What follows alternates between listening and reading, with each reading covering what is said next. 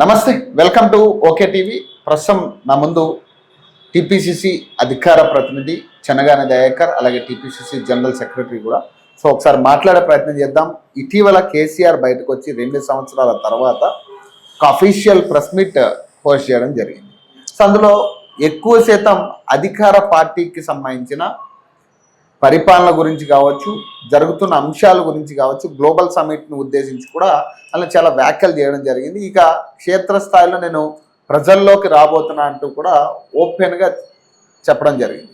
So ఇప్పటిదాకా ఒక లెక్క, ఇప్పటి నుంచి ఒక లెక్క అనే కాన్సెప్ట్లో ఆయన మాట్లాడడం జరిగింది. సరే, క్లారిటీ తీసుకునే ప్రయత్నం చేద్దాం. ఒకవేళ కేసీఆర్ కనుక క్షేత్రస్థాయిలో వస్తే ఎట్లా ఉండబోతున్నాయి రాజకీయాలు, ఇవన్నీ కూడా. నమస్తే అన్న. నమస్తే. సో ఇటీవల కేసీఆర్ ప్రెస్ మీట్ కంప్లీట్గా కూడా అధికార పార్టీకి సంబంధించిన 2 సంవత్సరాల వైఫల్యాల గురించి మాట్లాడడం జరిగింది. ఏం చెప్తారు? నిన్న కేసీఆర్ గారి ప్రెస్ మీట్ చూశాక తెలిసింది, అరే ఒక మాజీ ముఖ్యమంత్రి హోదాలో మాట్లాడకుండా చాలా చిల్లరగా తెలంగాణ ప్రజలు అసహించుకునేలా తన ప్రసంగాలు కానీ. ఇప్పుడు కొత్తగా తెలంగాణ ప్రజలు కేసీఆర్ నాయకత్వంతో పనిలేదు, బీఆర్ఎస్ పార్టీతో పనిలేదు.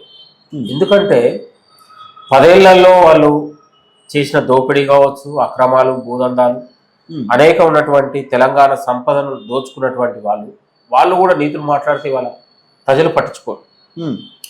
ఇవాళ కేసీఆర్ 10 ఏళ్లలో ముఖ్యమంత్రిగా ఉండి తెలంగాణకు చేసిన ఒక్క అభివృద్ధి ఏంటో చూపించమనండి. ఒక అభివృద్ధి చూపించండి, ఒక ప్రాజెక్ట్ చూపించండి, ఒక డెవలప్మెంట్ చూపించండి.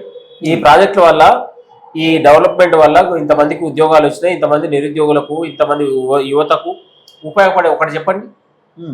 ఇప్పుడు తెలంగాణలో ఉన్న ప్రాజెక్టులన్నీ కాంగ్రెస్ కట్టే ప్రాజెక్టులే కదా, కాంగ్రెస్ ప్రభుత్వంలో ఏర్పడినటువంటి ప్రాజెక్టులే. మీరు చెప్తున్న కాళేశ్వరం ప్రాజెక్ట్ ఉంది కదా, మేడిగడ్డ కావచ్చు, కాళేశ్వరం ప్రాజెక్ట్ ని అవినీతి 1,00,000 కోట్లకు వ్యయం పెంచి వాళ్ళ సొంత అవసరాల కోసం ఉపయోగించుకున్నారు.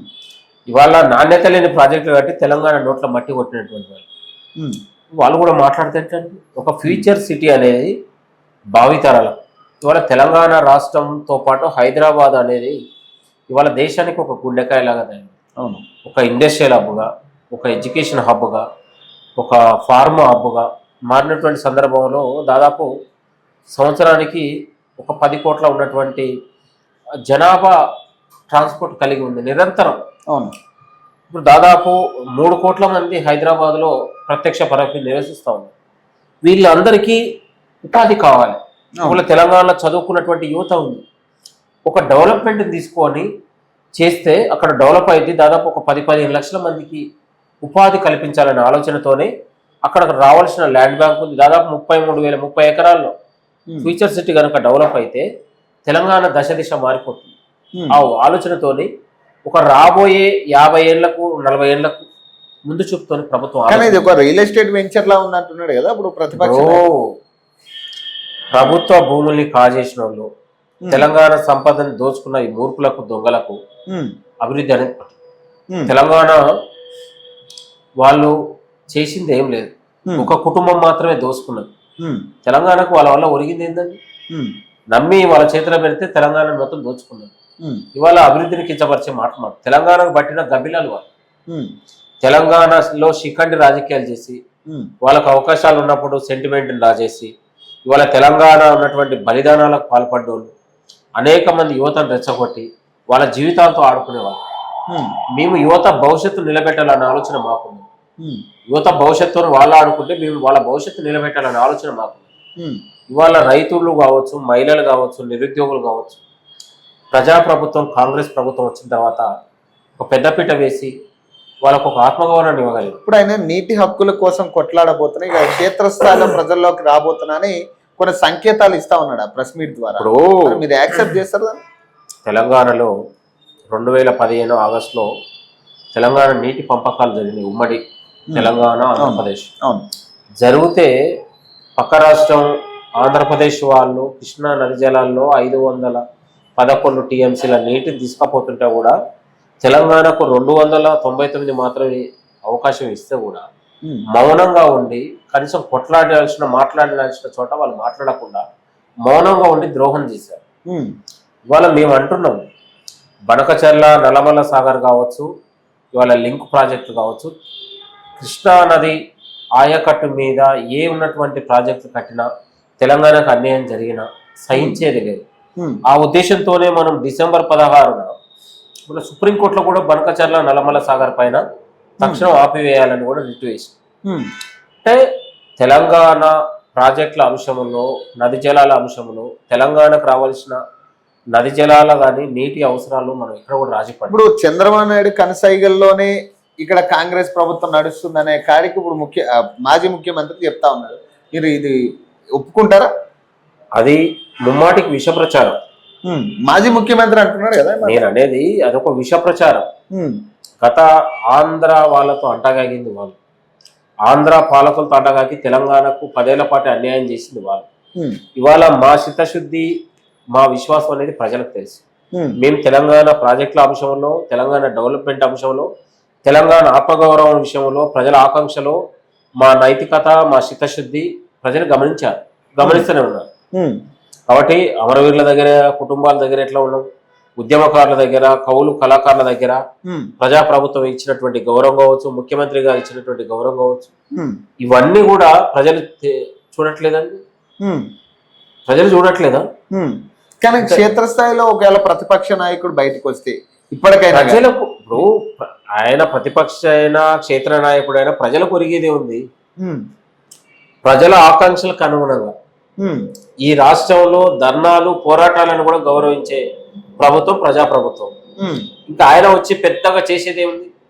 ఆయనకు అనుభవం ఉంది, 10 ఏళ్ల పాటు చేసిండు. మీ అనుభవాన్ని చెప్పమంటున్నాం, మీ ఆలోచన చెప్పమంటున్నాం. చెప్తే కూడా అసెంబ్లీ పెట్టి రమ్మంటే కూడా రావట్లేదు కదా. ఇంకా అంతకంటే అసెంబ్లీ కంటే గొప్ప వేదిక ఏముంటుంది? ఇప్పుడు వస్తాడేమో మరి క్షేత్ర రండి, మాట్లాడండి. మేము వినడానికి, మాట్లాడడానికి సిద్ధంగా ఉన్నాం. రండి, అసెంబ్లీలో తెలుసుకుందాం. మా ముఖ్యమంత్రి గారు ఉంటారు, మంత్రులు ఉంటారు, ఎమ్మెల్యేలు ఉంటారు. రండి, మీ ఆయంలో ఏం జరిగినాయి, మేమేం చేసినాం అనేది తెలుసుకుందాం. మా వాళ్ళందరూ సిద్ధంగా ఉన్నారు. అసలు ప్రభుత్వం ఉందా అంటున్నాడు ఆయన. ప్రభుత్వం అసలు రాష్ట్రంలో ప్రభుత్వం ఉందా అనేది, ప్రభుత్వం ఉందా లేదా, ప్రభుత్వం అనేది సన్యాసులకు తెలియదు. ఇక తాగుబోతం లాగా మాట్లాడితే ఎట్లా అనేది, తాగుబోతున్న మాట ఊళ్ళో ఎవడని నమ్ముతా. ఇక గట్ట మాట్లాడితేనే నమ్మరు. ఆల్రెడీ బట్టలు కూడా తీసి, తోలు తీసి ఇంటికాడ కూర్చోబెట్టాడు. మళ్ళొకసారి కూడా తోలు తీయడానికి సిద్ధంగా ఉన్నారు ప్రజలు. కాబట్టి ప్రజలు అహంకారంతో, ప్రజల దగ్గర అహంకారంతో మదం ఎక్కి, కళ్ళు నెత్తికెక్కి అధికారాన్ని పాలించింది మీరు. కాబట్టి ప్రజలు తోలు తీసారు, తిరగబడ్డారు ప్రజలు. ఈ గ్లోబల్ సమిట్ లో వచ్చిన 5 లక్షల కోట్లు కూడా ఇది ఒక బోగస్, ఇదేం లేదు బోగస్. ఎవడు అడిగిండు రైజింగ్ తెలంగాణ, ఎవడు అడిగిండు అంటున్నాడు ఆయన. సన్యాసులు వాళ్ళు అడగాల్సిన అవసరం ఏంది? ప్రజలకు ఏం కావాలో, ప్రజలకు ఏం అవసరం ఉంటుంది అనేది మనకు తెలుసు కదా. నేను అనేది వాళ్ళకి 10 ఏళ్లలో వాళ్ళకి అధికారం ఇస్తే ఏం చేయగలిగారు? ఏం చేశారు? నాకు తెలంగాణ సంపద నాకే వదిలిపెట్టారు. తెలంగాణని వాళ్ళు రక్తం, ప్రజల రక్తం తాగారు. ప్రజలకు కొరిగింది ఏం లేదు. ఈ ఎంఓఐలు ఫేక్ అంటున్నాడు కదా. ఎంఓఐలు ఇప్పుడు చేసిన ఎంఓఐలు వాళ్ళు అన్ని ఫేక్ అంటారు, వాళ్ళ బోగస్ అంటున్నాడు. వాళ్ళకు పచ్చకామర్లు వచ్చిన వాడికి లోకమంతా పచ్చకామరి లాగా వాళ్ళకి ఏం తెలియదు.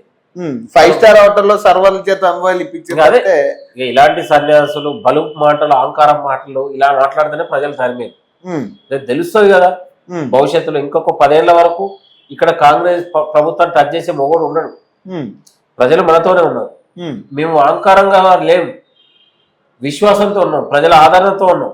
ప్రజలు ఇచ్చే ప్రతి గౌరవాన్ని మర్యాదగా తీసుకుంటున్నాం. కానీ ఇప్పుడు హరీష్ రావు కూడా వ్యాఖ్యలు చేస్తా ఉన్నాడు కదా. హరీష్ రావు అనేటోడు ఇక మామ మాట్లాడితే కూడా చేరలేనోడు.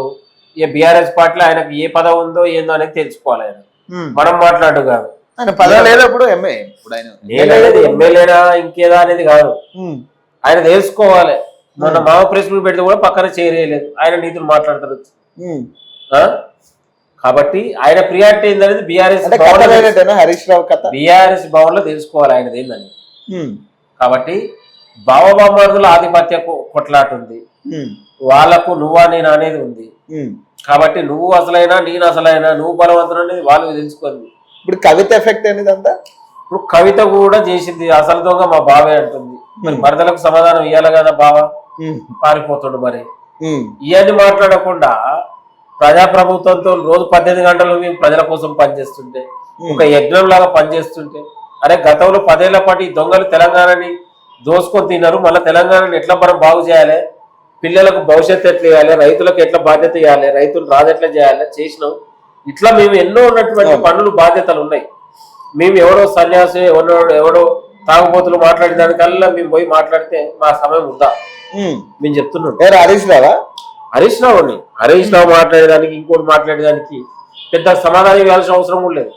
ప్రజలు అభివృద్ధితో పాటే పనిలోనే మేము పోటీ పడతాం, అభివృద్ధితో పోటీ పడి సమాధానం చెప్తాం. ఇప్పుడు కవిత మీతో కలిసే ఈ వ్యాఖ్యలన్నీ చేస్తున్నారు అంటున్నారు కదా, కవితకు మాకేం సంబంధం అండి? ఇప్పుడు వాళ్ళు అదే అంటున్నారు, రేవంత్ రెడ్డి చేయబట్టే కదా అనేది. ఆమె కడుపులో ఏముందో, ఆమెకేం బాధ ఉందో నేను అనేది. ఆయన ముఖ్యమంత్రి అంటున్నారు కదా, ముఖ్యమంత్రి అయితే నేను అనేది ఇప్పుడు వాళ్ళ కుటుంబ సభ్యులు తెలుసుకోవాలి. అసలు ఆమె ఫస్ట్ నువ్వు పెద్ద గజ దొంగ అంటుంది, అవినీతి పరుడు అంటుంది. దానికి సమాధానం ఆమె హరీష్ రావు కాదు కమిషన్ రావు అంటుంది. దానికి సమాధానం చెప్పాలి హరీష్ రావు నిజంగా నైతికత ఉంది. కాబట్టి బీఆర్ఎస్ పార్టీకి ఇక్కడ భవిష్యత్తు లేదు. ఇప్పుడు అలా అనబట్టే కాంగ్రెస్ పార్టీ చేయబెడుతుంది, ఇదంతా కూడా కాంగ్రెస్ పార్టీ స్కెచ్ అంటున్నారు వాళ్ళు. కాంగ్రెస్ పార్టీకి మాకు అవసరం లేదు నేను అనేది గుర్తుపెట్టుకోండి. కాంగ్రెస్ పార్టీకి కవితకు సంబంధం లేదు. వాళ్ళు ఏదో మాట్లాడితే వాళ్ళ తప్పుల్ని ఆమె తీస్తున్నారు, దానికి సమాధానం చెప్పండి. ఫస్ట్ ఎవరు బయట మాట్లాడట్లే, 1000 కోట్లు సంపాదించుకుంటే హరీష్ రావు అంటూ సమాధానం చెప్పండి.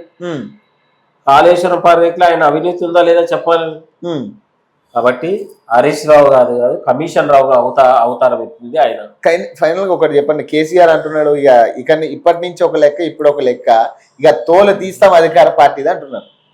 ఇక ఆయనకు ఆల్రెడీ తోలు తీసారు, అధికారం మనం ఎక్కితేనే తోలు తీసారు, ఇంట్లో బండ పెట్టారు, ఇంకా బుద్ధి రాలే.